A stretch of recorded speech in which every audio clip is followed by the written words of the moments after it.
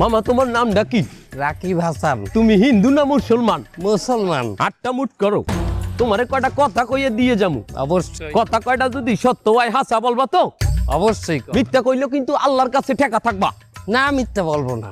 তুমি যেই দল সাপোর্ট করো সেই দল 36 বছর পরে ওয়ার্ল্ড কাপ পাইছে, কথা ঠিক না বে ঠিক?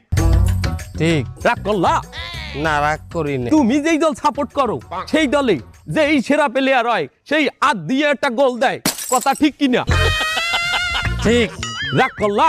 না রাগ করি না। তুমি যেই দল সাপোর্ট করো সেই দলে বর্তমানে একটা প্লেয়ার ছাড়া আর কেউ খেলতে পারে না, কথা ঠিক না বে ঠিক?